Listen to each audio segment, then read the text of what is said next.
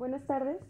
Les agradecemos a todos por tomarse el tiempo de acompañarnos en la presentación del libro Clases de baile para oficinistas del autor Andrés Burgos, al que también agradecemos por darnos la oportunidad de presentar su libro. Nos voy presentando. Somos Vanessa Cabuto, Rafael Ortiz y yo, Natalie Martínez. Voy a empezar compartiéndoles una breve biografía del escritor. Él nació el 30 de noviembre en Medellín, Colombia, ya casi cumpleaños. Es periodista, escritor, libretista y guionista. Comunicador social de la Universidad de Antioquia y cineasta de la Escuela Internacional de Cine y Televisión de San Antonio de los Baños, en Cuba, con especialización en dirección. Participante del taller La ficción en el documental, dictado por Gabriel García Márquez en el 2003. En el 2011 fue destacado en la FIL Guadalajara como uno de los secretos mejor guardados de la literatura latinoamericana.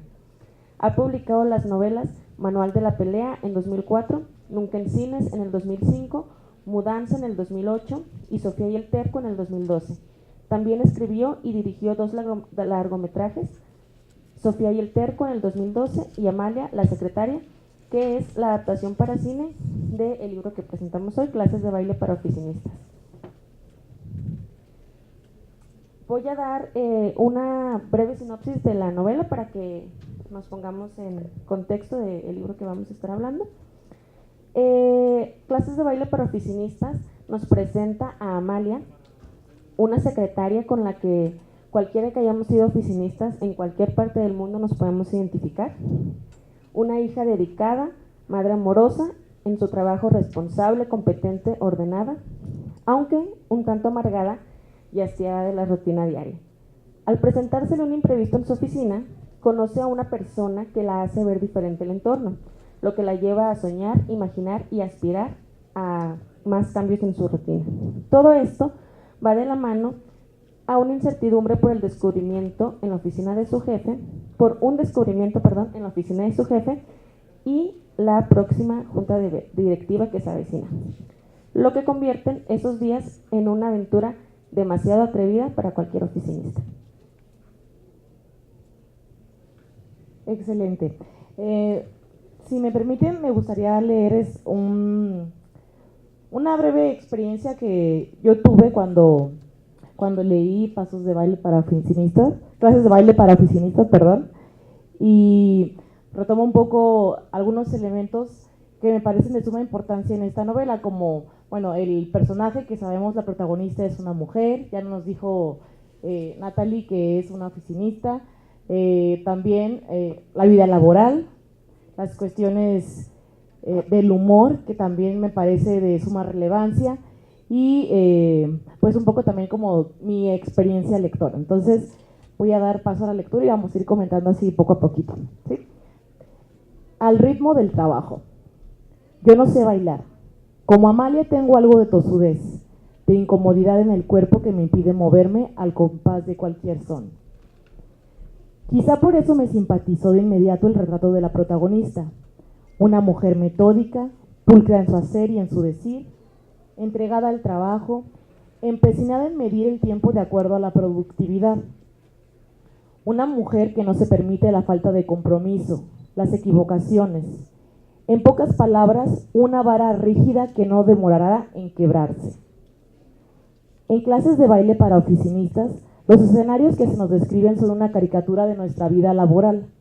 Digo caricatura porque de algún modo al nombrar o verbalizar la realidad se hace más notorio, más grotesco el ostracismo al que todos nos entregamos de manera tan inconsciente. Y aquí les voy a citar un poquito una parte del libro. Se disculpó de antemano en el mismo tono bajo que sostuvieron durante la charla intrascendente en el trámite del almuerzo. Habían adoptado esta costumbre desde que el resto de los empleados empezó a hablar cada vez menos al mediodía. Las cabezas clavadas en los teléfonos habían ganado terreno hasta proscribir las conversaciones. Hay también en la novela una efectiva crítica a la situación laboral actual que rige a los oficinistas, o godines como les llamamos aquí en México. La manera en que se ha normalizado el trabajo a deshoras, la depreciación del capital humano como si éste tuviese una fecha de caducidad, los incontables absurdos que se cometen en nombre de la eficacia, condiciones que nos llevan a asumir al oficinista, profesor o asalariado en general que la vida propia está en segundo término ante las premisas de urgente e importante que nos exige el trabajo. Sin embargo, no haría justicia con mis observaciones si no destaco la importancia del humor, pues justamente este es el contrapunto que aligera los rasgos insípidos o desoladores de la vida de Amalia. Los pasajes donde doña Raquel, sumida aparentemente en la enfermedad, rompe su mutismo para reír a carcajadas por los fracasos de su hija en sus intentonas de baile. ¿Y qué decir del perfil mojigato y tenaz de una bogotana que termina interesada por un mecánico sencillo y desparpajado? Por último, me gustaría decir que la prosa en clases de baile para oficinistas es un baile en sí mismo, a uno que me entregué livianamente, dejándome dirigir. Su ritmo vertiginoso está compuesto por extensas oraciones que van acoplándose armoniosamente a la sincopada brevedad de los capítulos y la misma novela. Si no sabes bailar como yo, seguro te hará bien esta novela. Entonces, esa es la composición que yo hice, un poco a partir de mi experiencia lectora. Y a partir de esta reflexión que yo tengo, Burgos, me gustaría preguntarte, ¿cómo es que surge esta novela? ¿Tú trabajaste como godínez, como oficinista? Hola, gracias por tu texto y por tu lectura. Me emociona mucho lo generosa y lo natural que es. Esta novela surgió básicamente, pues no tengo muy claras las raíces, tiene dos momentos. Uno, una vez que iba caminando en una ciudad colombiana y vi, este es un paisaje que se me repitió, yo vivo en Ciudad de México, hace unos meses, cuando ya estaba entregando el libro, se me repitió el mismo paisaje en una calle cerca de mi colonia, y era que ese día que iba en esa ciudad colombiana, miré hacia una segunda planta de un edificio, no sé, había un piso que tenía unos ventanales así amplios y se veía una gente bailando adentro, pero no se oía nada, y era como estar en una pecera en medio de la ciudad, y eso me quedó dando vueltas. Y la historia surgió también de la última vez que fui godínez, hace muchísimos años atrás, y era en una entidad estatal colombiana, con toda su burocracia, con todos sus enredos, en un edificio viejo, oscuro, con muchos más empleados de los que se necesitaban, y cada mes que iba a salir mi cheque del pago, el cheque no aparecía. Y yo, que trabajaba en el departamento de comunicación en el cuarto piso, tenía que echar mano, porque yo ya había intentado hacerlo por mí mismo y había fracasado, tenía que echar mano de un compañero de la oficina que era más veterano en la oficina, y íbamos donde las secretarias del departamento de contabilidad, y él llegaba y les hablaba, eran unas señoras rígidas, agrias, difíciles, y él llegaba coqueteándoles. Llega y le decía: Marisita, ¿cómo está? Claudita, les preguntaba por los hijos, les picaba el ojo, les hablaba cantadito, les traía un dulcecito de regalo y les decía: mire, tengo este compañero acá que tiene un problema, colabóremele al muchacho, ¿dónde tiene los cheques? Y ellos decían: no, es que hay mucho problema, mire este bulto que tenemos acá. Y él lo buscaba y lo sacaba de la parte de abajo y lo ponía arriba, les coqueteaba otro poquito y mi cheque aparecía para el pago de cada mes. Era un ritual cada mes. Y yo empecé a preguntarme, frente a estas mujeres que eran poderosas, pues eran las que manejaban nuestro dinero y nuestra supervivencia dependería de ellas. Y había una que era especialmente rígida, fuerte y mala clase.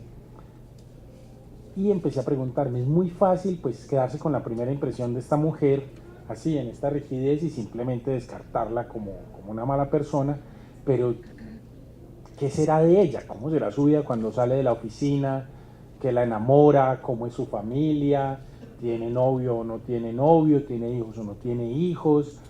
¿Sabe bailar? Y por ahí ya se fue desenredando la historia. Y me fui por ese lado, por esas ganas de saltar el prejuicio, de saltar la primera impresión y conocer a alguien o incluso algo, porque también es un libro sobre la ciudad, sobre una ciudad que tiene unas características muy parecidas a esta mujer que acabo de escribir, y encontrar la belleza y lo humano más allá de una mala cara con la que uno se topa en primera instancia. Bueno, buenas noches. Yo me atrevo a pensar, o me atrevo a decir que esta es una de esas novelas donde si uno empieza a leerla, va a terminarla como el lugar, ¿no? No es de ese tipo de novelas que se abandonen, y simplemente porque en la primera línea de la novela aparece un revólver, ¿no? Entonces ya de ahí está tendida la trampa, y bueno, ya no les cuento más qué pasará con ese revólver, pero eso me gusta porque ya empieza uno con la tensión, ¿no? Con la tensión ya hecha, ya no da pie a más introducciones, ¿no?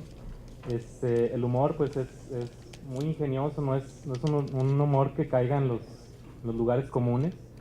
Se nota que es un humor muy trabajado, pero no demasiado gastado, pues, o sea, es un humor fresco y original.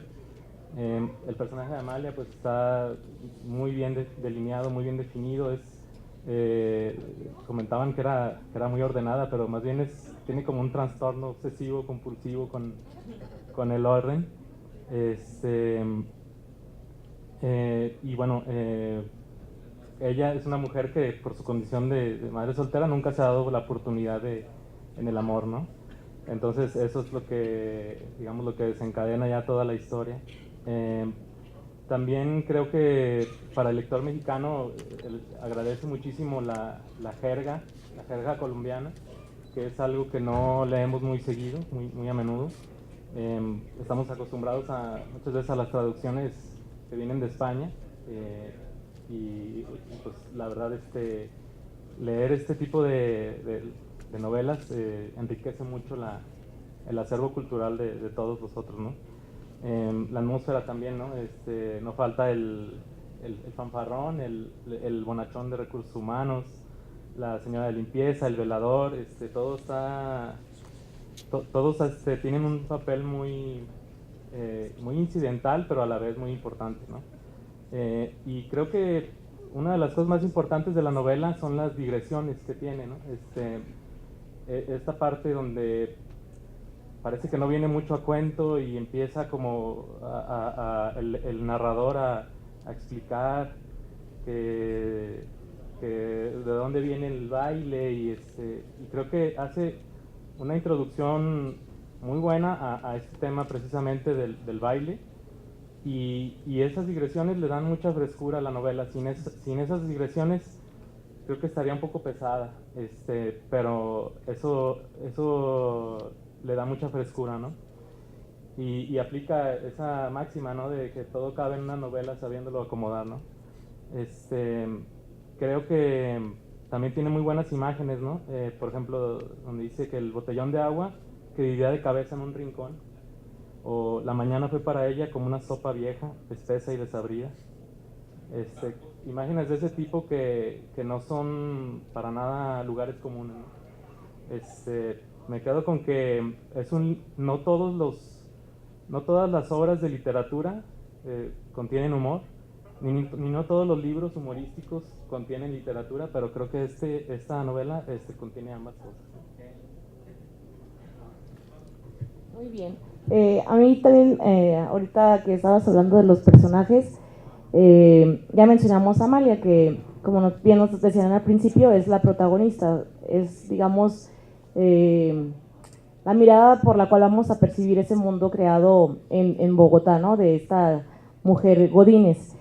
Pero hay otro personaje también femenino que me parece de suma importancia, que es Raquel, es la mamá de Amalia.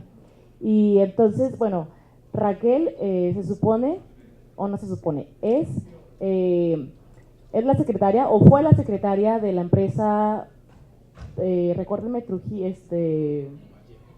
Vallejo, ajá, es la secretaria, ¿no? Del jefe. Entonces, durante muchos años desempeña efectivamente su cargo, y posteriormente deja a su hija para que la sustituya, porque pues ya se quiere jubilar, se quiere retirar del trabajo, la prepara durante un mes, un par de meses, no recuerdo bien, y después pues ya es una anciana y se queda en su casa, y parece que está como sumida en una especie de enfermedad. Ya no habla con su hija, de todas maneras, como por la necesidad de la cercanía con su madre, pues todo el tiempo le habla, ¿no? Tienen ahí los domingos dedicados a la jardinería y ella le platica que cómo se pelean las flores por crecer, que como los hermanos, y hace ahí unas bellas metáforas y unas relaciones entre el jardín y la vida real, ¿no?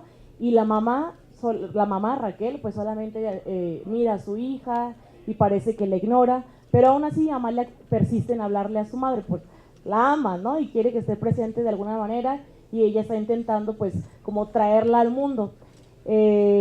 Pero cuando Amalia está en la oficina y de repente, ya saben, el trabajo, el estrés, conoce a un mecánico que les está arreglando, ayudar ahí la luz, la instalación eléctrica principalmente. Entonces empieza a surgir como una atracción con este hombre que se llama Lázaro, y por ese canal ella decide aprender a bailar. No sabe bailar, dice, por ahí también nos da ahí una digresión sobre por qué las bogotanas no saben bailar, o por qué también nosotros pensamos que Colombia pues es el país de la sabrosura y que pues, ahora sí que pues por ley tienen que saber bailar los colombianos, y dice, no, pues Amalia no es así, Amalia no sabe bailar. Entonces, pues esta mamá, Raquel, que se supone que no entiende del mundo, que está aislada, que está más bien muerta, cuando ve a su hija en su casa viendo tutoriales en YouTube de cómo bailar, pues le suelta la carcajada y se burla de su hija, ¿no? Y entonces la otra que piensa que, oye, tú estás casi muerta y ¿por qué te estás riendo cuando yo estoy intentando bailar? Entonces, esa es una de las partes o de los personajes que a mí me gustaron mucho, ¿no? Ese segundo personaje femenino que es Raquel, y que en realidad nos hace pensar que no está tan enferma como su misma hija Amalia cree. Bueno, yo quería comentar otra parte de la novela que me llamó mucho la atención. Incluso me perturbó un poquito, les cuento, para los que no la han leído. Amalia tiene un frasco con dulces en su escritorio. Entonces comentan que una de cosas que le gusta hacer a ella es ponérselo en la boca y luego regresarlo en el frasquito. Entonces llega un compañero un poco pesado, tienen una interacción, varios diálogos, y entonces al final a María le dice, ¿gusta un dulcecito? Y el hombre lo agarra, ¿no? Entonces es una parte que me llamó muchísimo la atención, porque sí pasa, yo que soy oficinista, sabes que piensas a veces en tus compañeros que son muy molestos y como que tienes ahí cierto, pero ¿cómo se te ocurrió la idea del dulce? ¿Lo has visto en algún lado?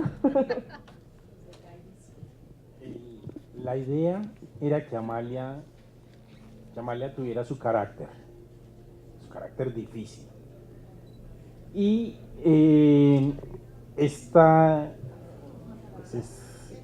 estos pequeños atentados que ella hace, se me ocurrió primordialmente pues combinando imágenes. Uno, a veces lo que hay en ciertas oficinas que tienen ahí unos dulcecitos como para los huesos, para quienes van llegando, como un dulce de recibimiento, pero yo tenía un amigo cuando éramos adolescentes, que era terrible, nos hacíamos mucho daño mutuamente porque éramos muy mal portados. Y una vez en una fiesta, él se ofreció, nunca se ofrecía para hacer como ningún trabajo en especial, cuando había que hacer trabajo de equipo, cocinar entre varios o algo, y yo lo vi ofreciéndose para repartir unos dulces, y nunca, pues, esto es muy extraño, ¿por qué está haciendo esto? Y luego lo vi que agarró un dulce, se lo chupó y lo volvió y lo mezcló entre los demás. Y esta imagen me pareció muy fuerte, y todos los que vimos esto quedamos como muy locos, porque luego salió a repartirlo, porque luego pensaba que era como una especie de ruleta rusa de los dulces chupados, y pensaba que Amalia debería tener en algún momento una actitud de ella contra el mundo, como una pequeña ofensa al mundo. No sé si llegaba a ser un desquite, porque en ese momento no parecía que el mundo le hubiera hecho algo, pero como un pequeño resentimiento con el mundo en una actividad concreta que fuera muy malvada, pero no fuera grave. y en eso recordé todo esto de los dulces y digamos pues que es como una de las imágenes con la que la gente más se queda, y pues es un poco como cuando hicimos la película era como la imagen principal de la película también, la secretaria así con el bowl de dulcecitos. Precisamente ahora que mencionas lo de la película, ¿tú te consideras un escritor que filma sus películas o te consideras un cineasta que escribe sus películas? Pues mira, si tú les preguntas a los cineastas, seguramente dirán que como cineasta soy muy buen escritor, y si le preguntas a los escritores dirán que mejor me dedique al cine. A mí me gusta contar historias. Me gusta contar historias, soy narrador. A veces las historias mismas te piden dónde deben estar. Otras veces pues tienes una historia que puede estar en varias partes, puede tener diferentes hogares, pero solo están dadas las condiciones materiales para que tengan un empaque. Una película es una cosa pues muy cara, que necesita mucha producción, mucha gente, que se junten muchas cosas, y ha sucedido y ha sido un poco al revés en una parte o en otra.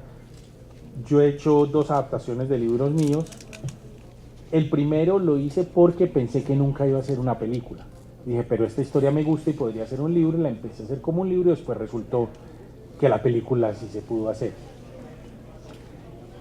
Y en este caso, en el de clases de baile para oficinistas, pues yo estaba pensando, había pensado la historia como película inicialmente, y a mi agente, que ya se fue afortunadamente, una vez me la encontré acá en Guadalajara y le dije, no, tengo una novela súper adelantada. Le estaba mintiendo porque me preguntó qué estaba haciendo y no tenía más. Y dije, ay, pero voy a empezar a mirar a ver por si me pregunta algo, pues por lo menos, o si quiere ver algo, por lo menos le muestro esto y no quedo muy en evidencia de lo mentiroso que he sido. Y empecé a hacerla lo que había pensado como película. En realidad me senté a escribirlo solo para sacarme de encima a la gente, y me fui derecho y terminé un libro. Y aún así quedaba pendiente la película. Sea como sea, lo que yo pretendo hacer, yo también hago televisión, pero digamos que televisión es otra cosa, porque ahí sí veo algún dinero de vez en cuando. Lo que me pregunto, y que creo que es la pregunta que se debe hacer cualquiera que va a hacer una adaptación, es qué puedo contar en una de estas partes, en uno de estas plataformas, que no redunde con la otra, y que el libro no sea simplemente, o la película, que no sea simplemente vaciar un argumento de un lado a otro. Y pues ahí es donde está lo maravilloso de la literatura, porque es una escritura, la literatura, aunque digamos si te pones a buscar cierta coherencia, tienes unas reglas internas, la literatura es una escritura libre. Yo nunca en cualquier cosa que haya hecho para pantalla, sea el guión más personal, voy a lograr el nivel de catarsis y de libertad que puedo llegar a tener escribiendo literatura. Yo puedo llegarme a conmover con alguna cosa que esté escribiendo en prosa. Con un guión siempre va a haber de fondo, por más que me conmueva una escena, siempre va a haber de fondo una cantidad de elementos de producción y de elementos pragmáticos que te mantienen los pies en la tierra. Y la otra cosa es que con la literatura, y eso era lo que quería con el libro, a diferencia de la película, pues una película es más eficiente, va hacia adelante, apunta a ciertas cosas. En la literatura hay un momento, pues en la literatura te puedes ir para donde quieras. Y en el libro, a mí, más que contar la historia, a pesar de que cuento la historia, me interesaban los personajes, pero la verdad, si te voy a ser honesto, me interesaban ciertos momentos en que yo sentía que me daba placer solo llevar esos momentos a cabo, no sé, por poesía, por divertimento, por comedia. Los colombianos llamamos a esa parte de la comedia mamar gallo. Es un término muy extraño, pero lo dijo García Márquez, entonces eso ya medio lo universaliza o me autoriza a decirlo. Y por esos momentos, a veces yo he llegado a escribir libros solo por tener unos momentos que quiero llevar y les construyo una novela alrededor. Y en este caso quería hablar de cierta música, quería hablar de baile, quería mencionar al Joey Arroyo, que es nuestro gran maestro de la música bailable, nuestro genio, nuestro Jimi Hendrix de la música para azotar baldosa. Quería contar unos jardines, quería burlarme de Bogotá, quería hacerle un homenaje burlesco y cariñoso a Bogotá, que no es mi ciudad, pero es una ciudad a la que le dediqué muchos años de mi vida y que me quiere y que ha sido muy buena conmigo, que es una ciudad fea, terrible, difícil, neurótica, como la misma Amalia, pero que conmigo ha sido buena. Y alrededor de todo esto, pues fuimos construyendo una historia que arranca con un revólver.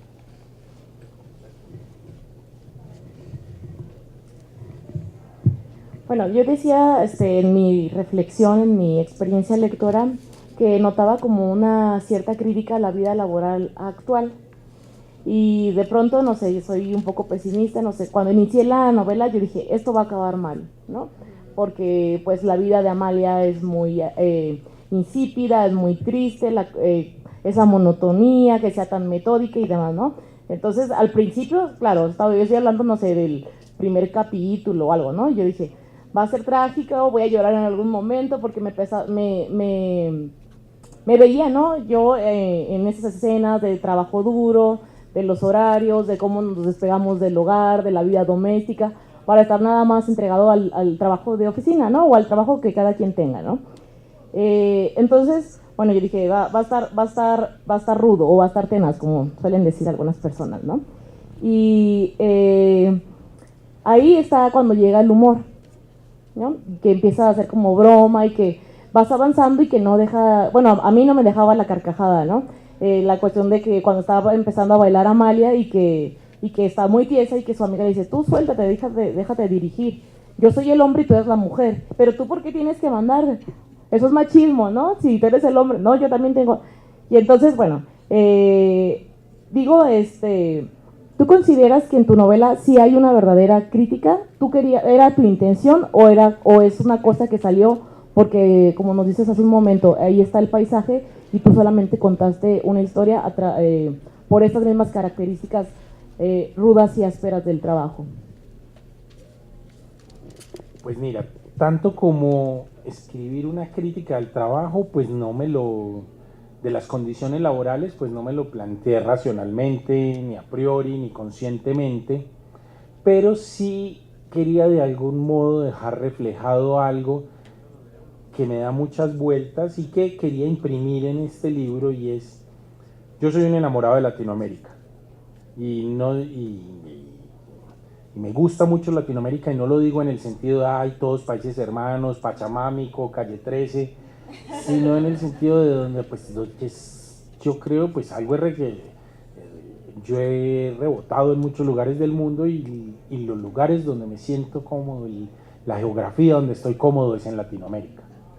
Soy colombiano, vivo en México, viví muchos años en Cuba, me he movido por muchos países del continente, y siempre hay algo que me termina acogiendo, por fuera de los lugares comunes, ay, latinoamericanos, hermanos, no sé, siempre hay algo ahí de fondo, una calidez, unos códigos, nuestro caos, nuestra capacidad para rehuirle a cierta rigidez que puede representar la productividad, nuestra capacidad de reírnos de nuestras propias tragedias, de no dar el futuro por sentado y de gozarnos el presente porque no hay otra cosa, de bailar nuestras tristezas también.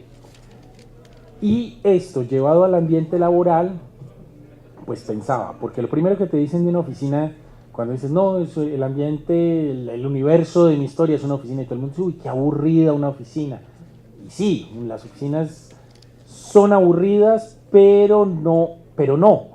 Los ambientes, yo creo que los ambientes laborales latinoamericanos siempre van a tener esa impronta de lo latinoamericano, y que por encima de la productividad, los latinoamericanos, y creo que desde México hasta Argentina, de algún modo se va a encontrar la forma de sabotear la rigidez, de sabotear la productividad y sabotear la solemnidad.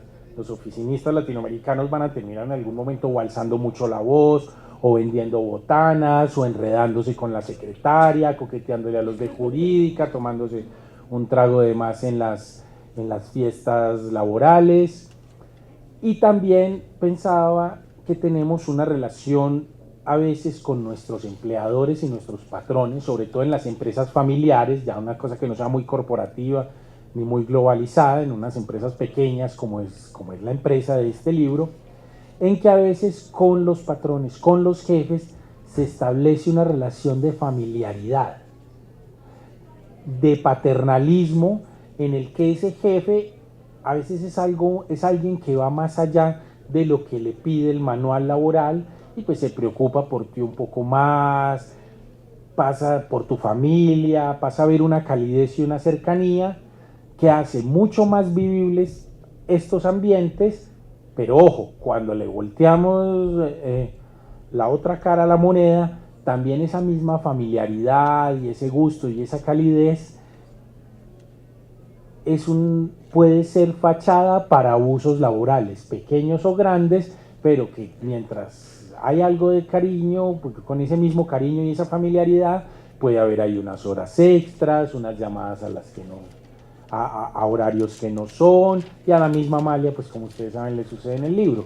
Amalia tiene un momento en que después de una jornada larguísima en su oficina, se va para su casa, va en un bus lleno, un viaje de 1 hora, llega a su casa y le entra una llamada del jefe que le dice que necesita un documento, la información que tiene en el documento. Ella no lo tiene a la mano y se tiene que devolver de nuevo en un bus lleno, todo este tiempo, llega a la oficina, encuentra el documento, llama a su jefe, le dice que ya lo tiene y su jefe le dice que ya no lo necesita. Yo creo que esto no es una escena que sea tan extraña en nuestros escenarios laborales. Y pues acá era un poco con humor negro, con intención humorística esa escena, pero creo que es algo que en la vida diaria sucede y que es un poco como, pues, aunque te quiero, aunque hay una cercanía y que puede haber una generosidad de por medio, a veces nuestras relaciones laborales también pueden estar muy cercanas al feudalismo.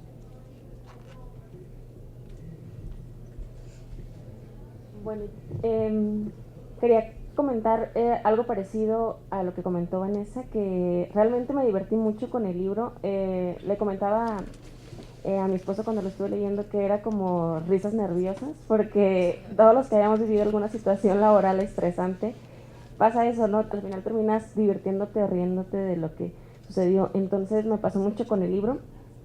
Me quedé un poquito frustrada con el final de Amalia, ¿no? Como me pasa con algunos libros, siempre quieres el final feliz para la heroína. En este caso sí tuvo un final medio feliz, digamos, y me encantaría verlo en el cine, en película. Precisamente eso va mi pregunta, ¿cuándo podremos ver tu película aquí en México? Pues en salas de México creo que no, pero es muy probable que la vean en Netflix el próximo año. Andrés, estas 3 Amalias, la Amalia de la novela, la Amalia del guión de la película y la Amalia de la que realmente personificó pues la actriz, ¿ya salieron de tu vida o te siguen acompañando?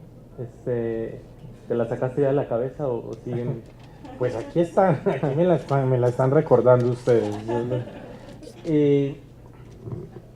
Lo ideal para mí es sacármela de la cabeza, y yo creo que también en parte pues las escribo para poderme olvidar, para que se vayan, para pues uno, no sé si en su romanticismo o en su ambición aspira a que esos personajes y esos mundos cobren vida propia y se puedan ir sin la necesidad de que uno esté ahí.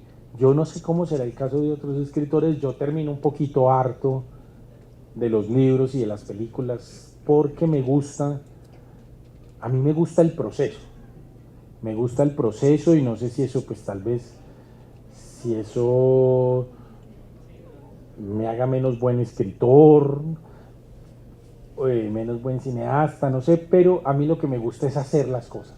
Ya lo que viene después, que que entonces hay que publicar, que hay que esperar a ver en las presentaciones en la FIL, no, porque a las presentaciones lo traen a uno a Guadalajara y eso es bueno, los paseos son la parte buena, pero sí, todo esto y como lo que implica ser escritor, hay mucha gente,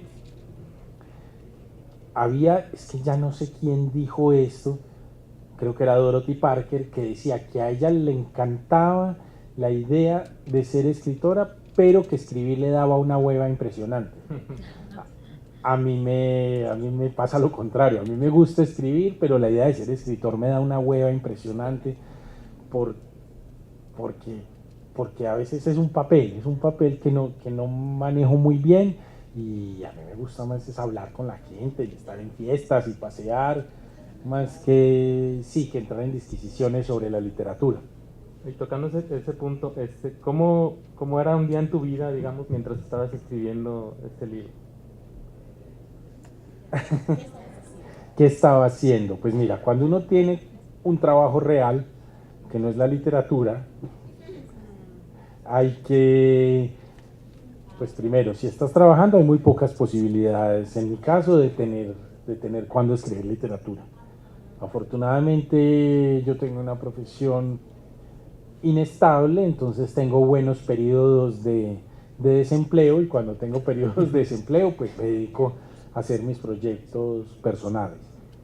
Pero también, si me vas a preguntar cómo es un día mío si me pudiera dedicar enteramente a la literatura, yo creo que sería levantarse por la mañana, darse excusas para no escribir, desayunar, echarse una siesta, volver a desayunar, a mediodía, no sé, empezar a ver qué partidos hay de la Champions, verse el partido respectivo, y luego al final de la tarde, ya porque va dando un poquito de presión, escribir un poquito.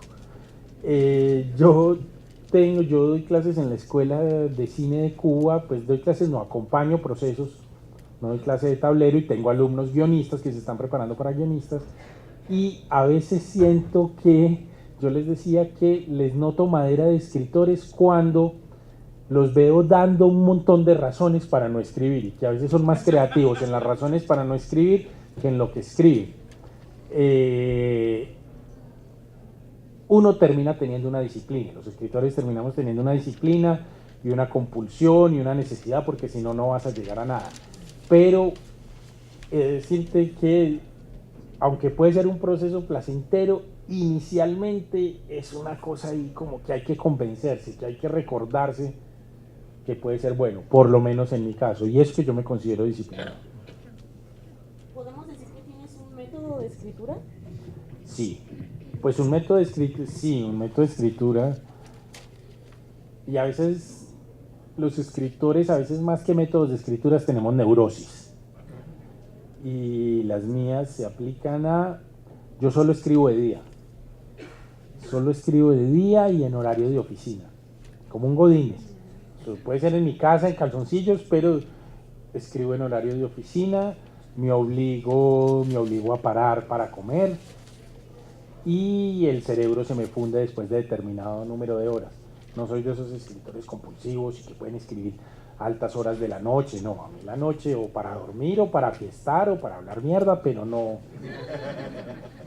estar pensando en creación. En los fines de semana tampoco escribo. Entonces sí, manejo como unas horitas por la mañana, unas horas por la tarde, y probablemente a las 5 de la tarde se me funde el cerebro y ya no más. Pero mientras estoy escribiendo, escribo mucho y me fluye y rápido, porque también, y eso es algo que agradezco de mi otro trabajo, del trabajo para televisión, y es que pues tienes que sacar cosas, tienes que escribir. Los escritores para pantalla no podemos darnos el lujo que desde los escritores de literatura, no, el miedo a la página en blanco, estoy bloqueado, o entregas. Y pues esto también hace parte de empujarnos a esa disciplina, y creo que es bueno porque te baja un poquito también de ser tan mimado, por ejemplo, de estar, no puedo, estoy sensible, no estoy en mood de escribir. Arranca a escribir, que eso en algún momento vas a llegar a alguna parte.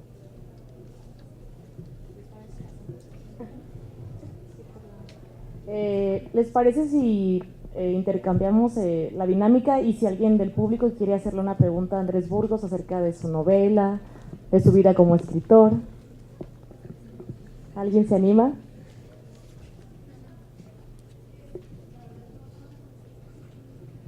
Por favor.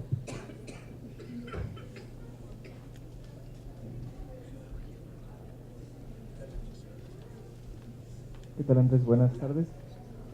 A mí me llamó mucho la atención, tuve la oportunidad también de leer la novela, cómo en tu prosa existe una capacidad que yo no había visto en otro escritor, que recuerdo en este momento, de combinar el producir oraciones muy largas, algo complejas, con una temática episódica, pero además muy breve. Todos sus capítulos son breves, autocontenidos, pero están acompañados de una, no voy a decir barroca, pero sí intrincada manera de frasear. Así son todos tus libros, es tu estilo. Sí, digamos, o sea, yo voy combinando, tengo a veces o las uso muy cortas o uso oraciones muy largas, y creo que tiene que ver un poco con, pues, uno, al ser un libro sobre el baile y con mucha música presente, pues estaba muy pendiente también de que hubiera una cadencia musical, que hubiera algo un poco como una evocación al baile, de dos pasitos cortos, uno largo, uno para acá, otro para allá, y como tratar de establecer un beat interno dentro de dentro de la construcción de las oraciones, lo cual igual pues es muy subjetivo, como muchas veces. Bueno, no, el baile no, el baile tiene su objetividad frente al ritmo, el que habla de subjetividades es que no sabe bailar, pero, pero sí era una búsqueda un poco de esto, y creo que también tiene que ver con mi forma de ser, con los extremos en los que me muevo en mi personalidad. Y una de las cosas que sucede es, por ejemplo, yo nunca he escrito columnas de opinión, porque yo siempre estoy dudando y cuestionándome de lo que creo, de lo que veo, de lo que escucho, y si yo escribiera columnas de opinión, probablemente al segundo o tercer párrafo estaría en contra de lo que empecé a decir.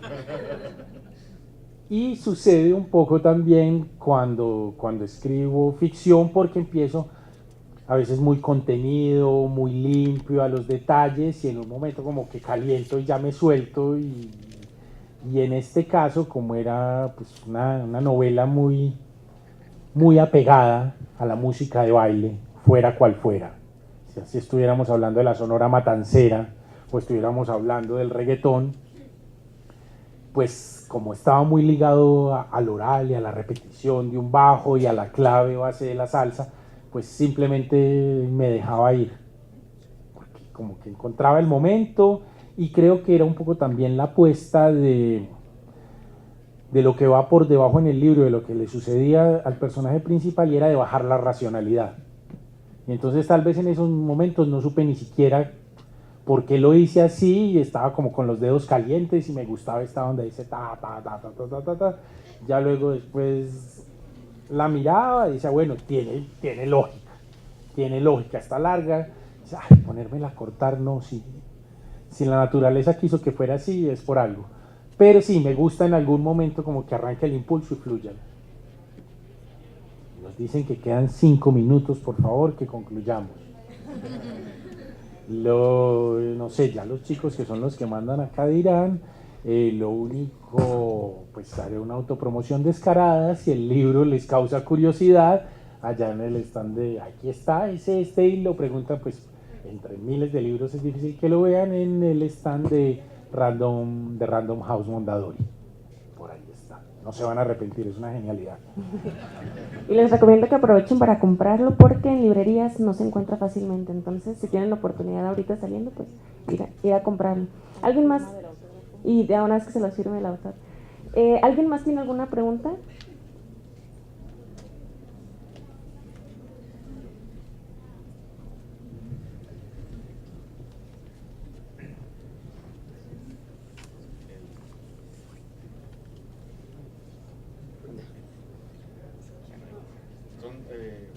dos preguntas. Una es, ¿a quién lees, tanto de inspiración como por entretenimiento? ¿Quiénes son tus autores, o sea, para esparcimiento, para inspirarte? Y otra, si es difícil pasar de escribir un cuento, una novela, a un guión, si conviven en algún punto, se intersectan o son mundos separados. Yo soy desordenado para lecturas y leo de todo y sufro mucho cuando me ponen a hacer listas, como cuáles son tus 5 autores, tu autor favorito. El autor favorito es el que me esté brindando placer en ese momento. Y no creo, cuando tengo que recomendar lecturas, en lecturas mayores, lecturas menores, como que cada quien lea lo que le guste, lo que disfrute, y con los años me he vuelto un poco así. También, como que cuando era más joven uno se preocupa también como de lecturas más canónicas, de ser más importante, de estar leyendo literatura. Hoy en día pues leo debe ser porque ya estoy más cerca de la muerte y no queda mucho tiempo, en que hay que disfrutar, y si un libro no me agarra lo suelto rapidito, y pues si me agarra voy hasta el fin con ese. Entonces pues lo que vaya apareciendo en el momento, y soy bastante promiscuo en las lecturas, no leo uno a la vez, siempre estoy leyendo 3 o 4. Y de pasar de los códigos del guión a los códigos de la literatura, pues hay gente que nunca puede hacer el salto y quedan traumatizados, y es como si se cayeran de un puente, como si abrieran el refrigerador acalorados, quedan torcidos. A mí se me da bastante fácil, y creo que en últimas es que estás buscando contar una historia, tener personajes verosímiles, reales, meterte en sus conflictos, en su piel, acompañarlos, conmover. Los empaques cambian y los objetivos cambian, pero en un momento, pues sí, para esto pues se estudia, se vive, se trabaja, en que tienes claros como los códigos de una cosa, de un lado u otro, pues puedes ir saltando y entiendes qué se espera de ti como escritor.